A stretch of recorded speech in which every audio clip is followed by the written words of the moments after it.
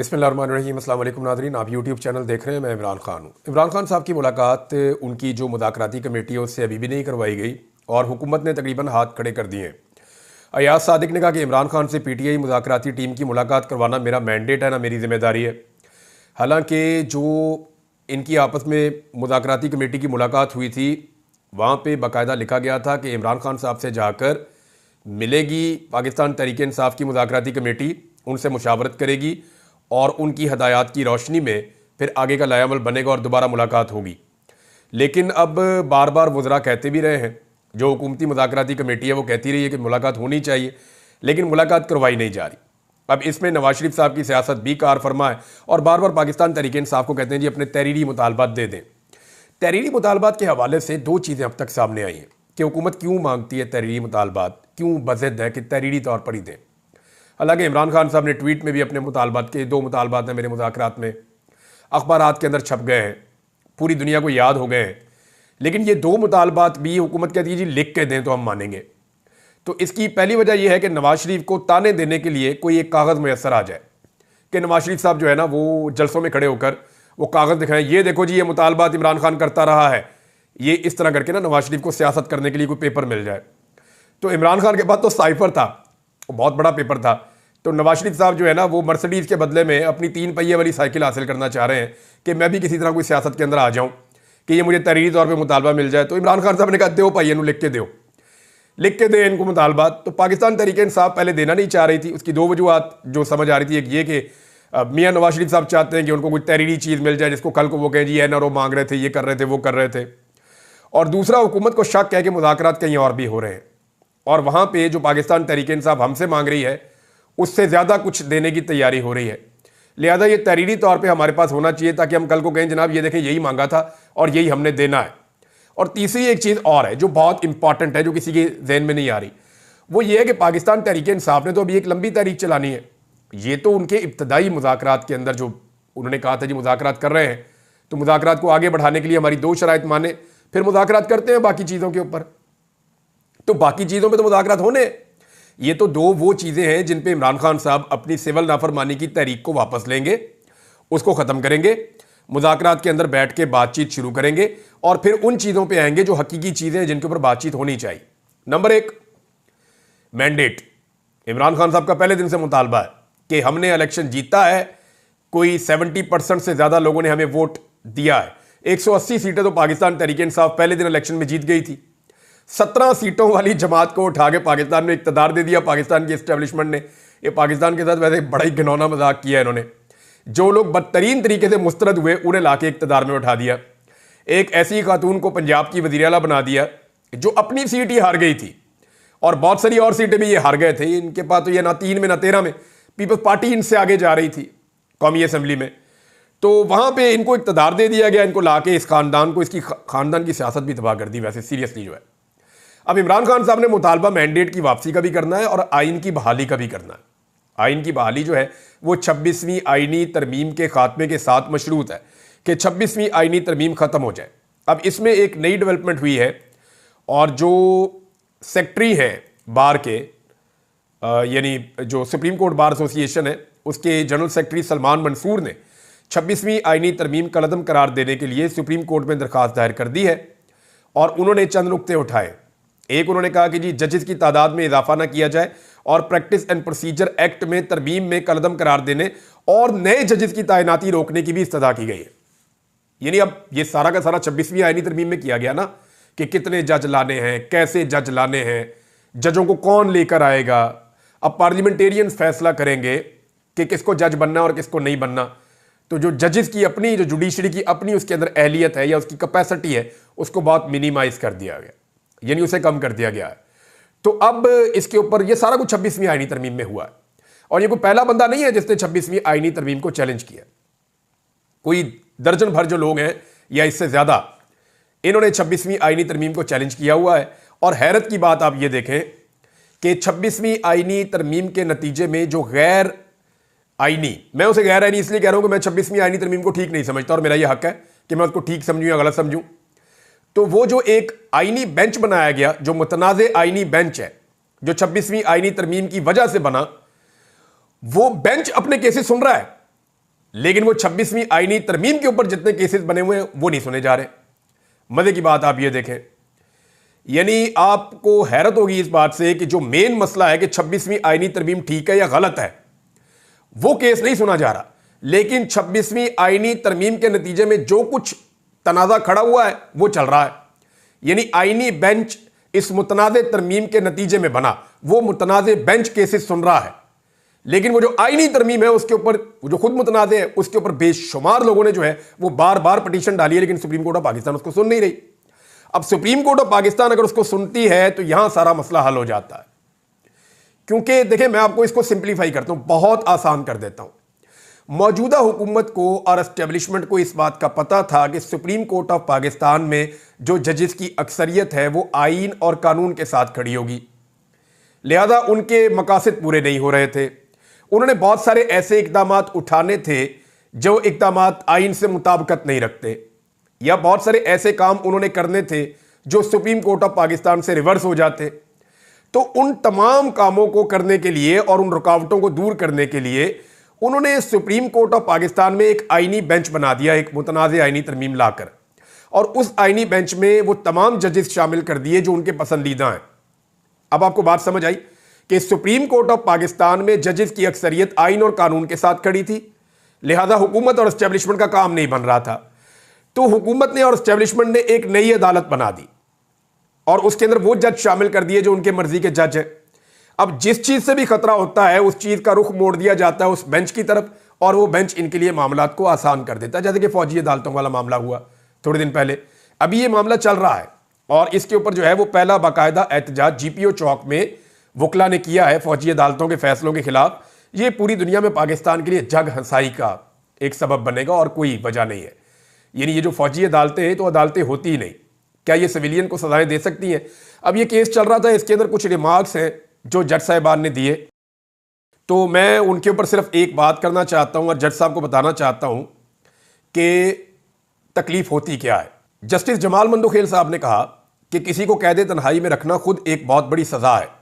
कोई 2 दिन अकेला कैद में नहीं रह सकता। 2 दिन का उन्होंने वर्ड बोला है। मैं खुद भी 14 रोज जेल में रहा हूं। सुबह नमाज के बाद बाहर छोड़ देते थे।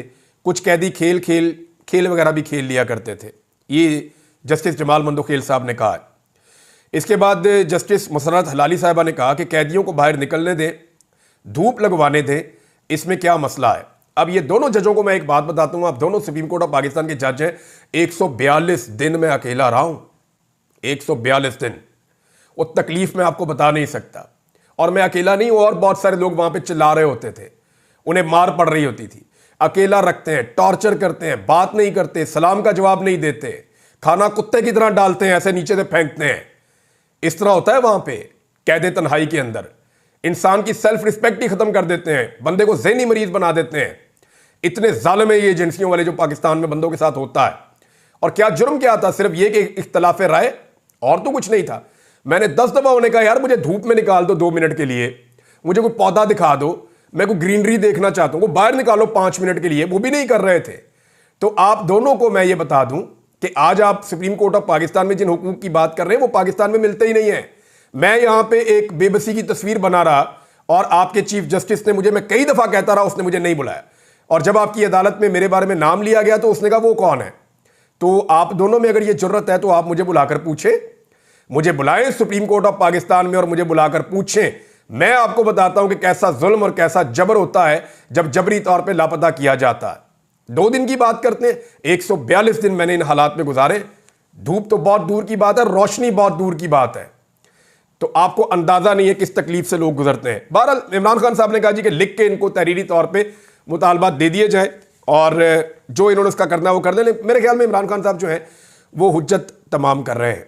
वो ये कोशिश कर रहे हैं कि जितना ये चाहते हैं मामले को घसीटना, ये घसीट लें हुकूमत, क्योंकि फरवरी से पहले कोई एहतजाजी तहरीक चल नहीं सकती। अभी धुंधों का मौसम है, सर्दी भी बहुत ज़्यादा है। नॉर्मली पाकिस्तान में इस मौसम में तहरीक नहीं चलती। इमरान खान साहब की ताकत वैसे भी ज़्यादा जो है, क्योंकि वहाँ उनकी हुकूमत भी है ना, खैबर पख्तूनख्वा में, गिलगित बल्तिस्तान में, कश्मीर में, यहाँ पे इमरान खान साहब की ताकत बहुत ज़्यादा है। पंजाब में भी वो बहुत ताकत में है, लेकिन पंजाब की पुलिस को और वहाँ पे जो फोर्सेस को इस्तेमाल किया जाता है ब्रूटली, वो बड़ा जुल्म और जबर किया जाता है। और मरियम नवाज उनके ऊपर मुसल्लत की गई है, फार्म 47 के ऊपर, जाली वजीर आला।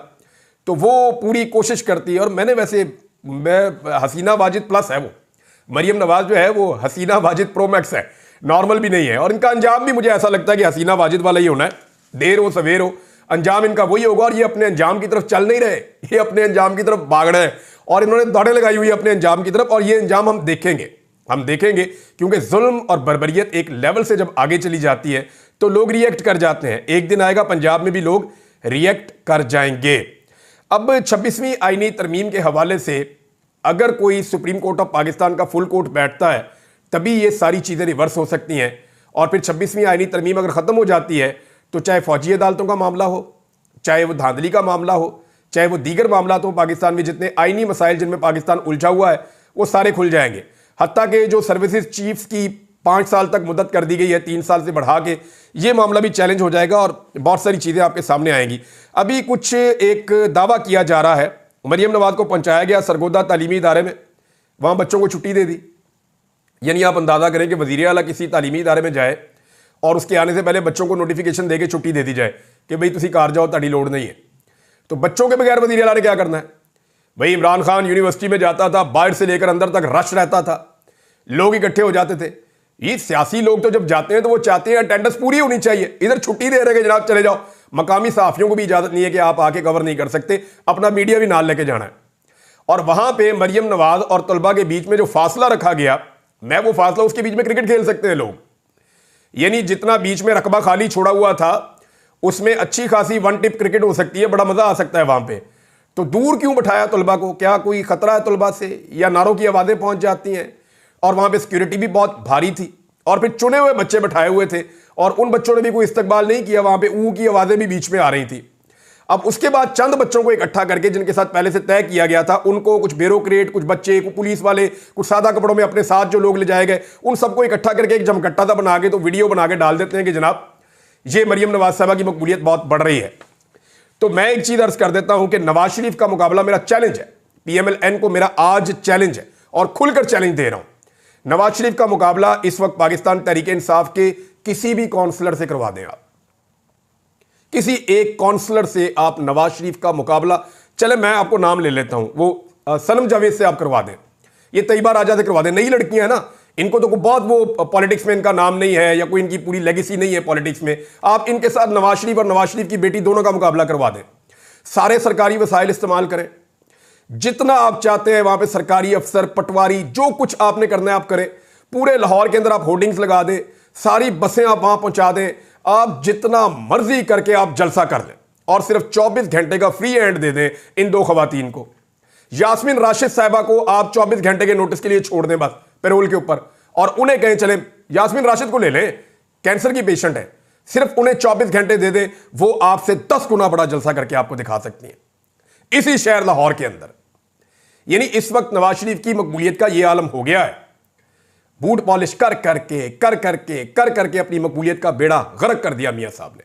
अच्छे खासे इनकलाबी लीडर बनने की तरफ जाते हैं, फिर इनकी बेटी और इनका भाई इनको खींच के फिर ले आता है कि नहीं हमने तो जूते साफ करने हैं, हमारा तो ट्रैक रिकॉर्ड इस चीज का है, हमने तो हमेशा यही काम किया, हमने यही काम करना है। फिर सारा टब्बर लग जाता है जूते साफ करने के ऊपर।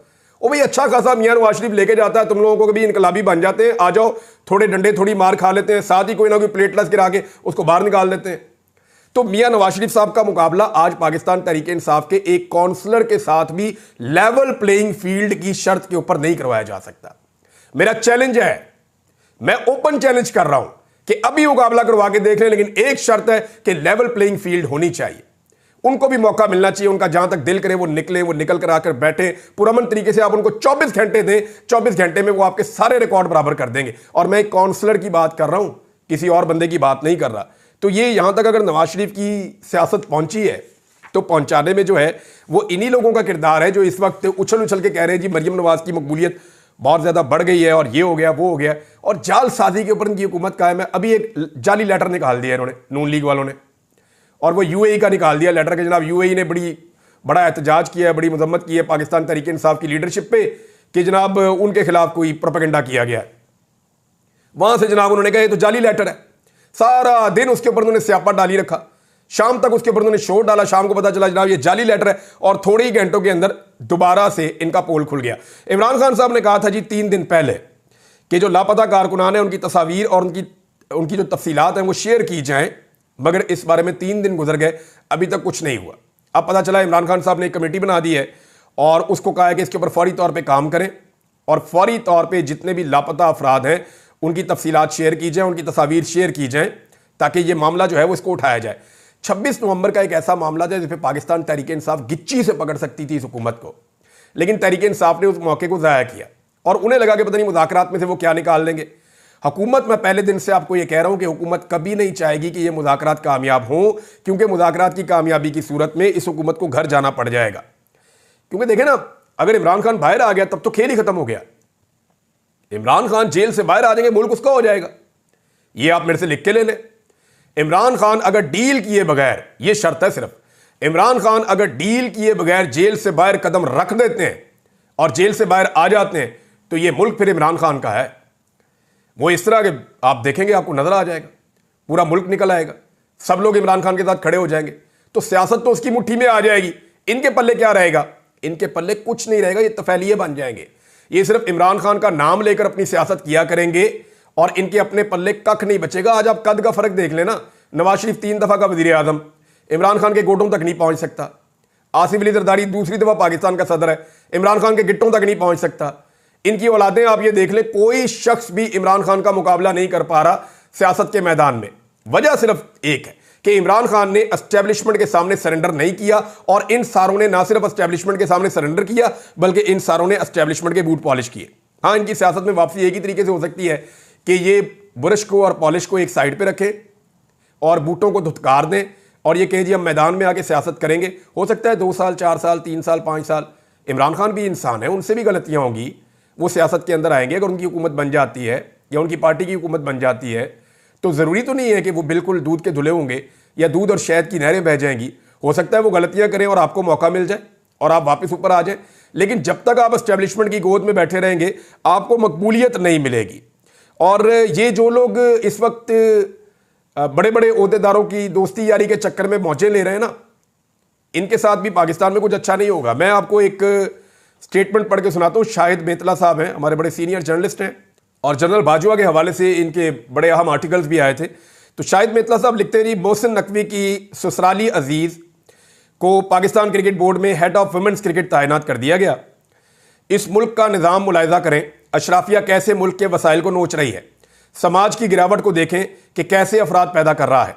मोहसिन नकवी सियासतदान नहीं था, सहाफ़ी और चैनल के मालिक थे, लेकिन उन्होंने बतौर वज़ीर आला सियासतदानों से 100 गुना ज़्यादा अकरबा परवरी का सबूत दिया। अपने दर्जन भर ज़ाती दोस्तों को सूबाई काबीना में वज़ीर और मुशीर बना लिया, जिनको हमसाए भी नहीं जानते थे, और ब्यूरोक्रेसी में अपने अजीज़ व अकारब को अहम ओहदों से नवाजा। और बेशरम टोला लोगों के पीछे लट लेकर पड़ा है कि सोशल मीडिया पर अपनी मफलूकुल हाली और महरूमिया को रोना क्यों रोते हैं। देखिए, ये सोशल मीडिया के पीछे तो सारे पड़े हैं ना।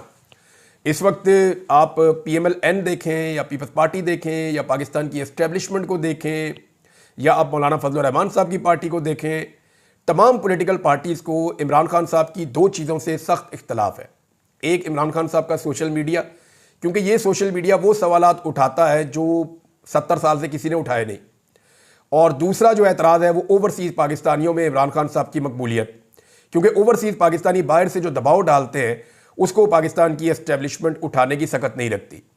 तो इन 2 चीज़ों के ऊपर बहुत ज़्यादा तनकीद होती है। सोशल मीडिया को पाकिस्तान तहरीक इंसाफ के अंदर से भी कुछ ऐसे लोग टारगेट करते हैं जिनकी निशानदेही सोशल मीडिया करता है। मिसाल के तौर पे पाकिस्तान तहरीक इंसाफ का सोशल मीडिया आजकल बहुत ज़ोर से आवाज़ उठा रहा है उन लोगों के खिलाफ जो इमरान खान साहब के ट्वीट को रीट्वीट नहीं करते, इमरान खान साहब के बयानिए का बोझ नहीं उठा सकते। वैसे कहने को वो इमरान खान साहब के वफादार हैं, इमरान खान साहब के नज़रिए पर खड़े हैं, लेकिन इमरान खान साहब जो ट्वीट लिखवाते हैं, जो ट्विटर उनका ट्वीट करता है या वो जो एक्स के ऊपर अपना एक पोस्ट डालते हैं उसको रीपोस्ट करने की भी जरूरत नहीं करते। और ये थोड़े नहीं हैं, ये वो तमाम लोग हैं जो MNAs बन गए, ये वो तमाम लोग हैं जो MPAs और मिनिस्टर्स बन गए, ये वो तमाम लोग हैं जो सेनेटर्स बन गए। इनमें इक्का दुक्का है जो इमरान खान साहब की, जितना भी इमरान खान साहब का एक बयानिया है जो उसका बोझ उठा सकते हैं, ज़्यादातर लोग ये बोझ भी नहीं उठा पा रहे। नाज़रीन, राना सनाउल्लाह साहब ने, सूबाई सदर भी हैं PMLN के, उन्होंने एक प्रेस कॉन्फ्रेंस की है जिसमें उन्होंने अलीमा खान और पाकिस्तान तहरीक इंसाफ के कारकुन हैं उनके बीच में जो एक कन्वर्सेशन है उसके स्क्रीन शॉट जो है वो शेयर किए गए। PTI के अंदर लड़ाई पड़ी हुई है।